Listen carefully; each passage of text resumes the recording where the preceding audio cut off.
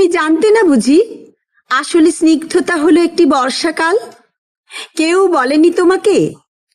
সে এমনই এক বর্ষাকাল যে নিজের ইচ্ছে মতো সারা বছর ভেসে বেড়াতে পারে, ভেসে বেড়ায় আকাশে। আজ এখানে বৃষ্টি হলো খানিক, তো কাল ওখানে বাদলা।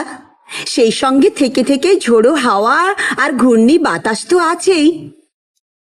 আমি চোখ বন্ধ করলেই দেখতে পাই, যেই বৃষ্টি শুরু হলো অমনি বাচ্চারা সব হাত ছাড়িয়ে ছুট লাগালো মাঠে ঘাটে।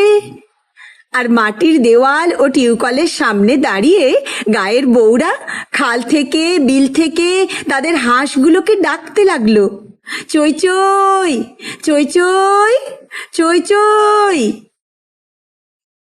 আজ থেকে প্রায় 1 শতাব্দী আগের বাংলায় তোমার এক বাল্যসখী তোমাকে চই চই বলে ডাকতো আর খ্যাপাতো।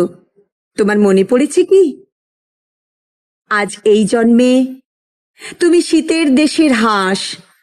কোন সরোবর থেকে কোথায় কোন সরোবরে সাঁতার কাটতে যাও, সমুদ্রের পর সমুদ্র পেরিয়ে উড়ে চলো কত দূর দূর সব দেশ।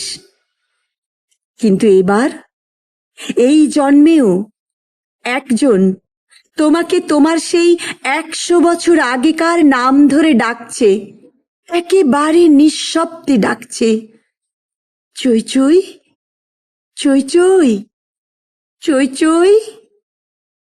আর তুমি বোধহয় কিচ্ছুই শুনতে পাচ্ছ না, তাই না?